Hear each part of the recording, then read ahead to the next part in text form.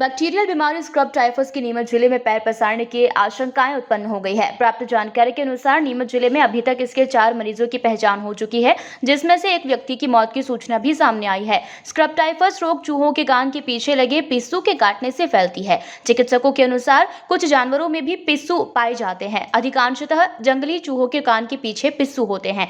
Doctors का कहना है कि यदि 3 दिन तक लगातार बुखार बना रहता है और शरीर पर सिगरेट से जलाए गए जैसे निशान दिखाई देते हैं तो ये स्क्रब टाइफस के संकेत है। हालांकि ये संक्रामक बीमारी नहीं है। इसके पैथोलॉजिकल जांच मंदसौर, रतलाम या उदयपुर में हो रही है। विशेषज्ञों का कहना है कि अपने घर में और आसपास चूहे अथवा अन्य जानवर कतई ना पनपने दे। साफ सफाई रखें, नाली में गंदगी नहीं होने दे। नगरपालिका स्वच्छता के लिए विशेष अभियान चलाएं। इस बीमारी के उपचार हेतु डॉक्सीसाइक्लिन टैबलेट मुख्य रूप से दी जाती है। Civil surgeon doctor Mahendra Patil ने कहा कि स्वास्थ्य विभाग और जिला चिकित्सालय इस बीमारी की रोकथाम हेतु आवश्यक उपाय करते हुए स्थिति पर नजर रखे हुए हैं।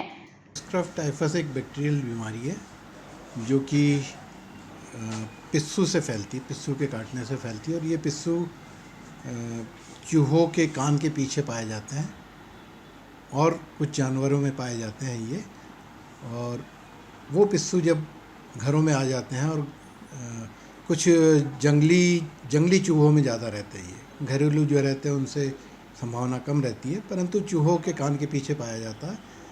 उन पिस्सुओं के काटने के कारण स्क्रब टाइफस होता है। सर जी, इसमें पहचान का बहुत साधारण तरीका है, बहुत आसानी से पहचाना जा सकता है। यदि आपको लगातार 3 दिन तक बुखार आ रहा है, बुखार टूट नहीं रहा है और आपके शरीर में कहीं भी सिगरेट से जलाए हुए निशान की तरह कोई निशान दिखता है, तो ये स्क्रब टाइफस की पहचान का है।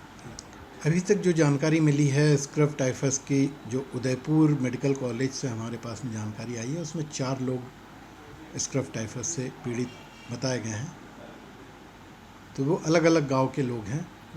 हमने उनका सर्वे किया, उनको ढूंढ लिया, उनके आसपास के, उनके परिवार के और मोहल्ले के लोगों का सर्वे किया, उनका चेक किया उनको सबको कि कहीं किसी में कोई लक्षण तो नहीं है, परंतु ऐसे बाकी लोगों में लक्षण नहीं मिले हैं। सर ये संक्रमण फैलने वाली बीमारी है या कोई इसमें इस तरह की दहशत वाली बात नहीं, ये संक्रामक बीमारी नहीं है।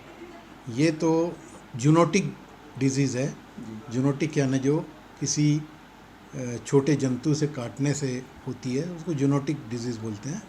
तो ये पिस्सुओं के काटने से होती है।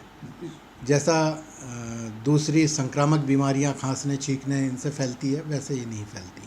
सर एक मरीज की इसमें डेथ भी हो गई है, सुनने में आया, उदयपुर में इलाज के दौरान। जी हाँ, ये जानकारी में आया था। जी, चीरन का कोई पेशेंट था, उसकी डेथ हुई है। सर इसका लिए सावधानी क्या बरतनी चाहिए और किस तरह का इलाज, दवाइयाँ, उपाय क्या है सर इसका? इसमें सबसे पहली सावधानी तो यह है कि हम अपने आसपास का सारा एरिया साफ़ रखें, नालियों में गंदगी नहीं रहे। नगर पालिका वाले समय समय से आसपास के जो घास और गंदगी है उन सबको हटाएं, जिससे कि वहाँ चूहे नहीं पनप पाए, दूसरे छोटे मोटे जानवर नहीं पनप पाए जिन पर कि ये पिस्सू पाए जाते हैं। ये कुछ पेड़ पौधों में भी रहते हैं, वो पिस्सू भी जब काटते हैं तो स्क्रब टाइफस होने का डर रहता है। तो अपने आसपास की और मोहल्ले की, शहर की साफ़ सफाई रखें हम, तो स्क्रब टाइफस फैलने से बचाया जा सकता है। सर दवाई किस तरह की? इलाज इसका बहुत साधारण है। यदि आपको पहले ही रोग के लक्षणों के आधार पर आपका डायग्नोसिस बन गया तो सिंपल एक डॉक्सीसाइक्लिन टैबलेट 100 मिलीग्राम सुबह शाम देते हैं और बाकी जो सिम्टोमेटिक इलाज करते हैं उससे स्क्रब टाइफस ठीक हो जाता है। लोगों को जागृत करना और जहाँ से भी केस मिलते हैं उसके आसपास का सर्वे करवाना, उसके आसपास के 2-4 गाँव का भी सर्वे करवाना, ये कार्रवाई स्वास्थ्य विभाग द्वारा की जा रही है। नीमच से अब्दुल अली ईरानी के साथ पवन राव शिंदे की रिपोर्ट।